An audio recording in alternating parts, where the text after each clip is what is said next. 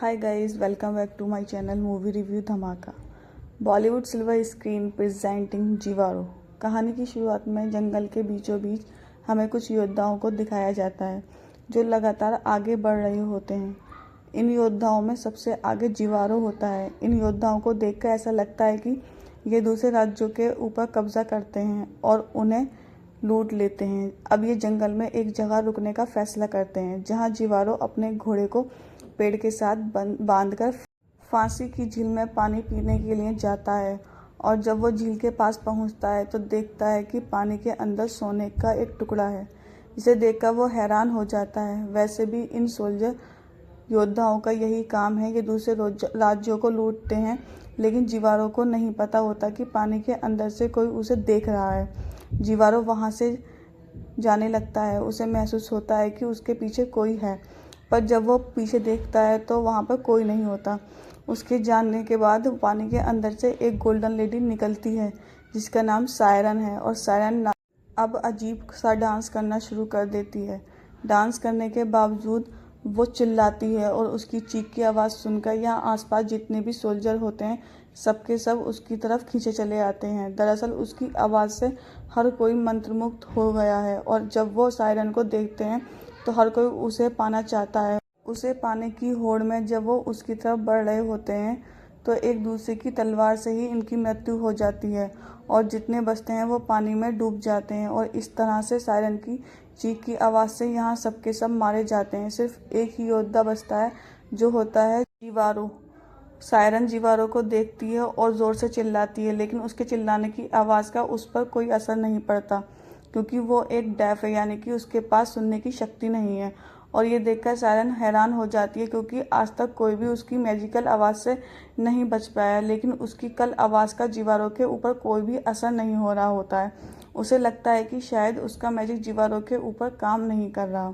वो पानी के अंदर चली जाती है। जीवारो भी बहुत ज़्यादा डरा हुआ होता है क्योंकि उसके सभी साथी मारे गए, लेकिन सायरन ने एक बार फिर से पानी के अंदर से अपना सर बाहर निकालती है और जीवारो को देखती है। दरअसल जीवारो की तरफ अब वह अट्रैक्ट हो रही है। उसे लगता है कि इसके अंदर कोई खास बात है, इसलिए उसकी आवाज़ का, उसके मैजिक का उस पर कोई असर नहीं हुआ। जीवारो अपना घोड़ा लेकर इस जगह से भाग जाता है और थोड़ी दूर जाने के बाद वो एक पेड़ से टकराकर बेहोश हो जाता है।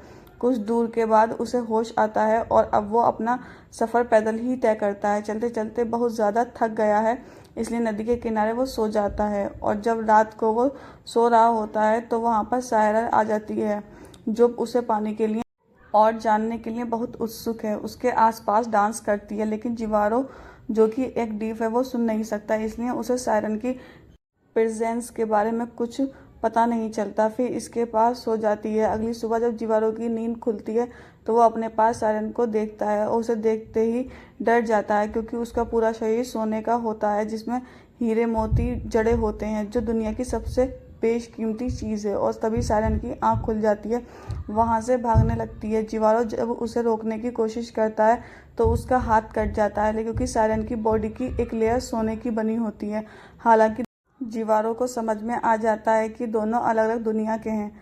साथ ही जब उसका हाथ कटता है तो खून भी निकलता है, जो इस बात का संकेत होता है कि इस रिश्ते में सिर्फ नुकसान और मौत है। लेकिन जीवारो की आंखों में सोने, हीरे, मोती, जवाहरातों का लालच आ जाता है और इस लालच के चलते वो उसका पीछा करना शुरू कर देता है। सायरन भी लगातार नदी में बहते हुए डांस कर रही होती है और नदी के किनारे पर आकर सोल्जर अपनी तलवार को नीचे रख देता है।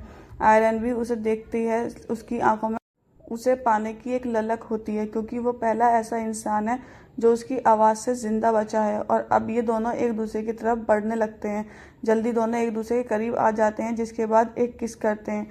जीवारो के होठों से खून निकलता है, जो इस बात का संकेत होता है कि ये दोनों एक दूसरे के लिए नहीं बने। लेकिन जीवारो सोने, हीरे, मोती, जवाहरातों के लालच को पूरा करना चाहता है, जबकि सायरन अपने लास्ट को पूरा करना चाहती है। दोनों एक दूसरे के करीब आए हैं क्योंकि इन दोनों के मन में अपने लिए एक लालच है। ये दोनों एक दूसरे के बारे में बिल्कुल नहीं सोचते हैं। और अब जब एक दूसरे के करीब होते हैं तो जीवारो सायरन के ऊपर अपने सर से हमला करके उसे बेहोश कर देता है। इसके बाद उसे सायरन की बॉडी से उसकी सभी ज्वेलरी जो कि बेशकीमती है, साथ ही उसकी स्किन जो कि सोने की है, उसे भी निकाल देता है और उसे निकालते हुए सायरन बहुत ज़्यादा इंजर्ड हो जाती है, पर जीवारो को उसकी चोट से, उसके दर्द से कोई फ़र्क नहीं पड़ता। वो बस अपना लालच पूरा करना चाहता है। वो उसके शरीर से सोने का एक एक कतरा निकालने के बाद उसे नदी में फेंक देता है और वहाँ से सोने को लेकर भाग जाता है। लेकिन सोने के वज़न बहुत ज़्यादा होता है, जिसे उठाने में उसे बहुत प्रॉब्लम हो रही होती है। लेकिन फिर भी उसके अंदर का लालच कहता है कि उसे सोना लेकर यहाँ से जाना है, जबकि वो जानता है कि इस जंगल से निकल पाना इतना आसान नहीं है। वहीं हमें सायरन की बॉडी को दिखाया जाता है, जो बहते हुए अब तालाब तक पहुँच जाती है, जिसके बहुत खून का एक सैलाब निकलता है जो पूरी नदी में फैल जाता है। वहीं जीवारो बहुत ज़्यादा थक गया होता है, इसलिए नदी के किनारे वो पानी पीता है, जिसमें सायरन का मैजिकल खून भी होता है। और इसका मैजिकल खून पानी के साथ उसके पेट के अंदर जाता है तो उसके सुनने की शक्ति उसे मिल जाती है। उसने पहले बार आवाज़ें सुनी होती हैं, इसलिए अजीब सा बिहेव करने लगता है। उसे कुछ समझ नहीं आता कि सब कुछ हो क्या रहा है, और जल्दी वह अपने आप को शांत करता है और यहाँ से निकलने की तैयारी करने लगता है। वहीं सायरन को दिखाया जाता है, जो पानी से बाहर आती है। वो अब भी जिंदा होती है और जब वो अपने शरीर को देखती है तो उसे बहुत दुख होता है, क्योंकि उसके सुंदर जेवरात, जो कि उसके शरीर की शोभा बढ़ाते थे, जिन पर उसे गुरूर था, वो सब के सब अब जीवारो लेकर जा चुका है। और इसी के साथ उसका भ्रम भी टूट जाता है। दरअसल उसे ऐसा लग रहा था कि जीवारो उसे पसंद करता है, लेकिन अब उसे पता चल गया कि जीवारो और सिर्फ उसके सोने चांदी हीरे जवाहरात के लिए उसके पास था। और वहीं हमें जीवारो को दिखाया जाता है, जो नदी के किनारे सायरन को देखता है और दर्द से चिल्लाने लगता है। और अब जीवारो सुन सकता है, इसलिए वो उसकी आवाज़ की तरफ अट्रैक्ट होने लगता है। वो चाहकर भी अपने आप को नहीं रोक पाता, और जब सायरन देखती है तो उसे और ज़ोर से चिल्लाती है, जिसके बाद जीवारो बड़ी तेज़ से घूमता हुआ, डांस करता हुआ उसकी तरफ खींचा चला आता है। और उसका भी वही हश्र होता है जो उसके सभी साथियों का हुआ था। पानी के नीचे बहुत सारी शक्ल दिखाई जाती हैं, जिसका मतलब ये है कि सारे यहाँ पर हज़ारों लोगों को मार चुकी है। पर अब सायरन के पास भी कुछ नहीं बचा, जो उसके शरीर की सुंदरता थी, जो उसकी ज्वेलरी थी, जिस पर उसे गर्व था, अब वो उसे छीन चुकी है। दरअसल ये पूरी कहानी आज की दुनिया को रिप्रेजेंट करती है, जहाँ पर हर एक इंसान दूसरे इंसान से किसी न किसी लालच, किसी न किसी कारण से जुड़ा हुआ है।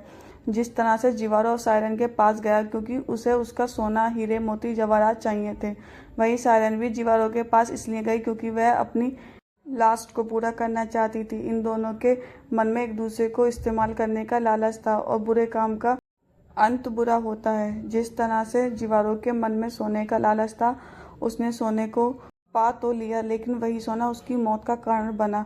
वही सायरन, जिसने कई लोगों को मारा, जी के शिकार ने उसकी वो हालत कर दी जिसके बारे में उसने कभी सोचा भी नहीं था।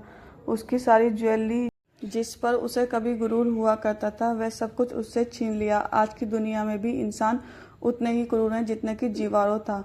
उसने सायरन की बॉडी से सोना निकालते हुए उसे बहुत जख्मी किया था, बहुत दर्द पहुंचाया था। आज की दुनिया में भी इंसान अपनी लालच को पूरा करने के लिए कब दूसरे इंसान को किसी भी तरह की तकलीफ देने से पहले सोचता तक नहीं है।